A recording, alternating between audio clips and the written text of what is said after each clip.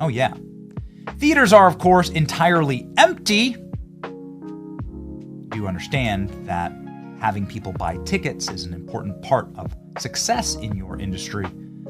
Rachel Ziegler, I guess, didn't get the memo. Is Disney quietly bidding farewell to Snow White? Reports suggest that numerous countries are pulling the plug on the Snow White release, and Lebanon is among them. The backlash against this film has now reached its zenith, with audiences clearly fed up. Disney's Snow White wasn't merely a disappointment, it was a full-scale box office disaster. And Rachel Ziegler found herself watching the fallout from the front row of an almost empty theater. The 23-year-old actress, who has been at the eye of a storm of controversy ever since her woke remarks about reimagining the classic story, attended a screening of her own movie this week. Yet the theater was eerily empty. No buzzing crowd, no excited chatter, just Ziegler and a handful of close friends, Ilda Mason, Jorge Mason Remy, and Maria Isabel de Mason. This painfully awkward event was quietly documented in Ilda's Instagram stories, showing the group watching the film surrounded by enough vacant seats to highlight every uncomfortable silence. Critics didn't hold back either. They've relentlessly targeted Ziegler for everything from her demeanor during press appearances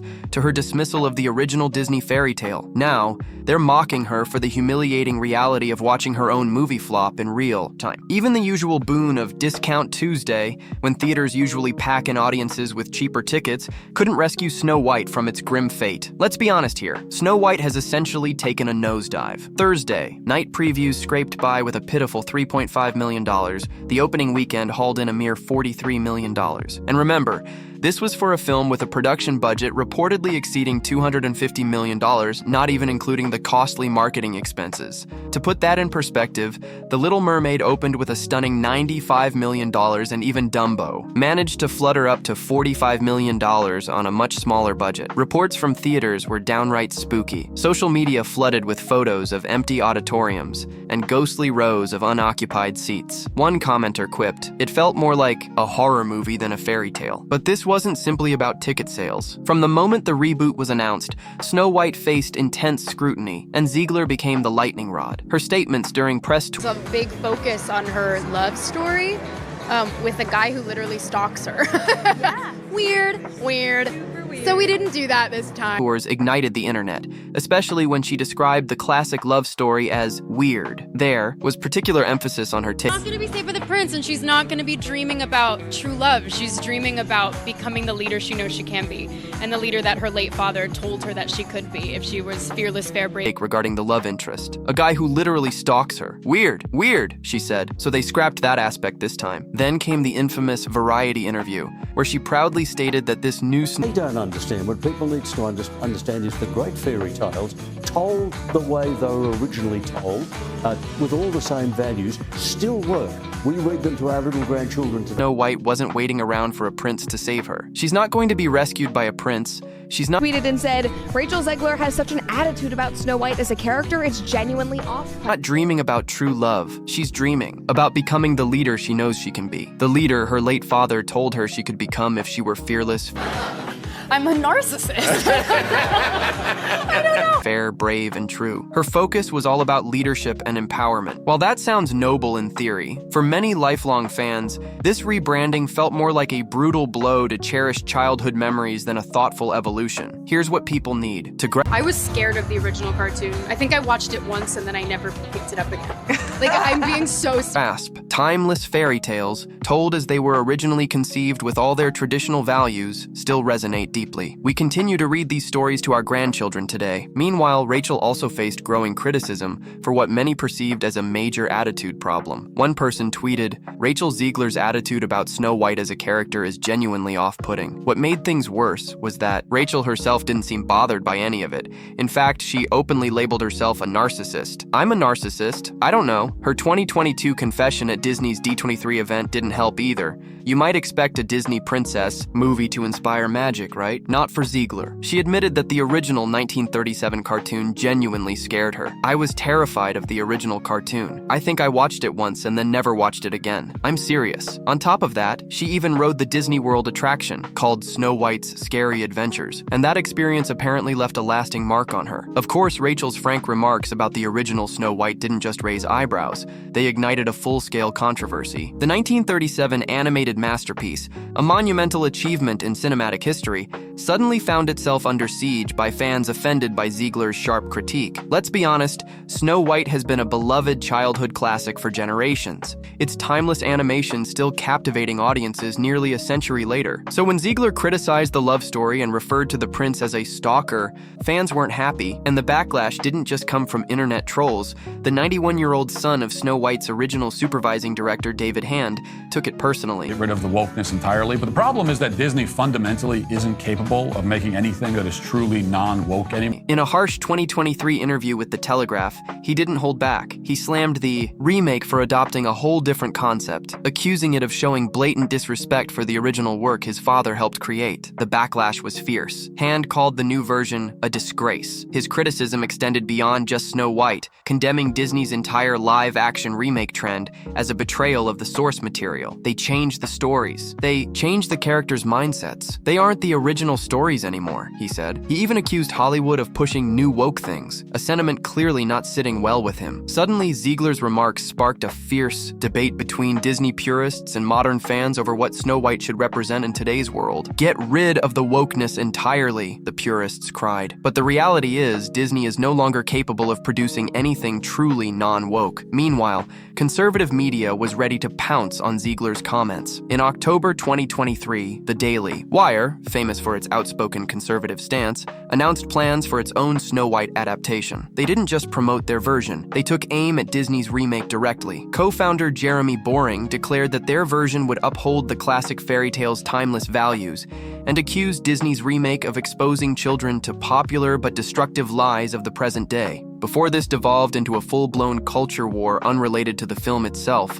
from the moment she was cast as Snow White, Ziegler became the target of racist attacks. Critics blasted her for not fitting the traditional image of the character, something that, in hindsight, was only the beginning of a much larger backlash. Then came the controversial twist regarding Snow White's origin. Ziegler revealed that in this remake, Snow White's name wouldn't come from her skin as white as snow, but from surviving a snowstorm as an infant. Traditionalists went absolutely ballistic. What many didn't realize is that this exact origin twist had already been shown years earlier on ABC's fantasy series Once Upon a Time, with no backlash at the time. But this wasn't really about the plot, it was about Rachel Ziegler. The moment she stepped into Snow White's shoes, criticism turned vicious. Initially, it stayed online. Nasty threads, racist memes, hateful comments. But soon, the harassment spilled into her real life. In a shocking revelation that stunned even seasoned industry insiders, Ziegler disclosed that strangers had shown up outside her apartment, yelling racial slurs and profanities at her windows, all because she is a Latina actress portraying a character originally imagined as having skin as white as snow. By then, one thing was clear as day. Rachel Ziegler had gone from Disney's sweetheart to public enemy #1 in record time. But instead of dousing the flames,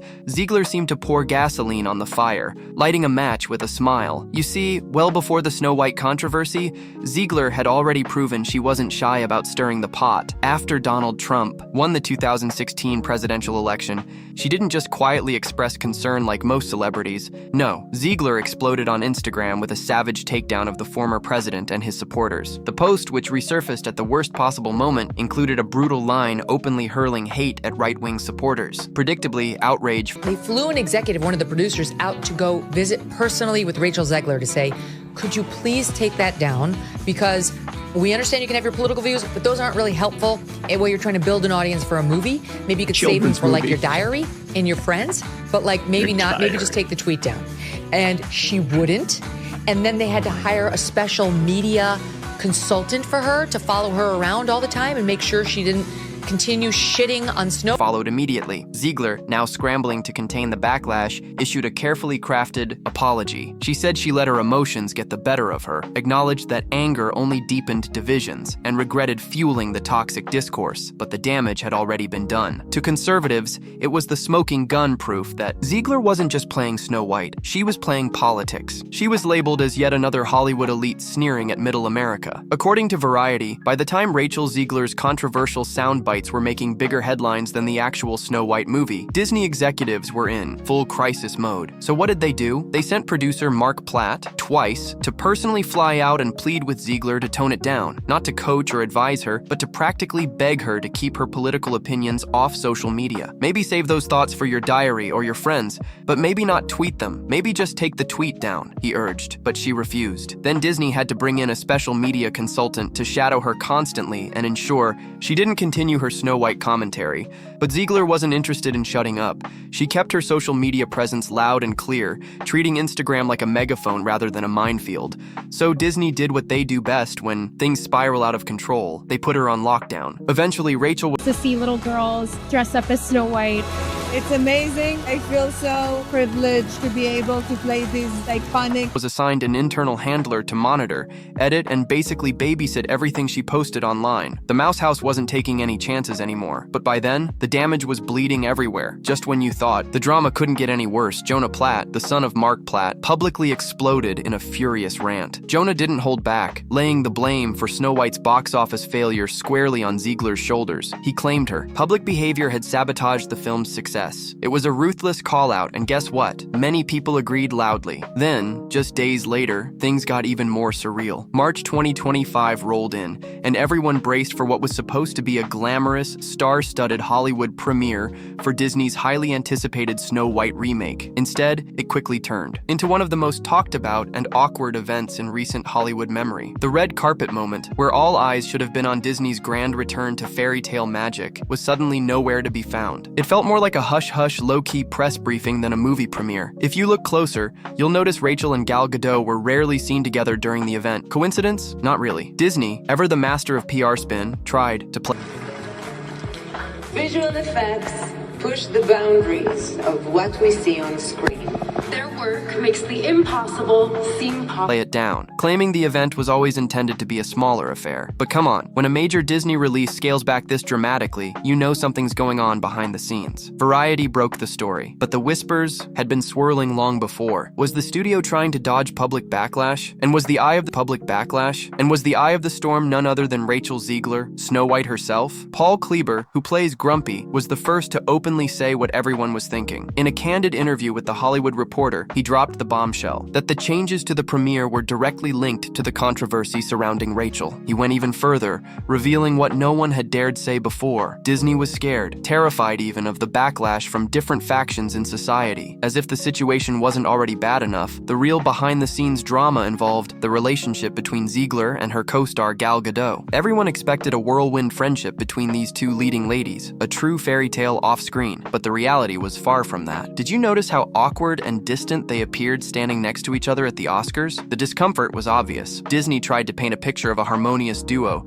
but insiders spilled the truth. Gal is annoyed by the ongoing drama. She enjoyed the filming process and was fine with Rachel, but they are definitely not friends. They just did a job together, and that was it. So much for bonding over magic mirrors and poisoned apples. In fact, the tension between Ziegler and Gadot was becoming almost as big a story as the film itself. That's why both stars avoided most press events following the premiere. Instead, Rachel secluded herself at a remote castle in Spain, promoting her song from the film, Waiting on a Wish. What had been set up as an epic collaboration had devolved into a professional arrangement where both were just counting down the days until the shoot was over. And it wasn't just The Hollywood Reporter noticing the rift. By the time the premiere rolled around, it was crystal clear. Disney was deep into damage control mode.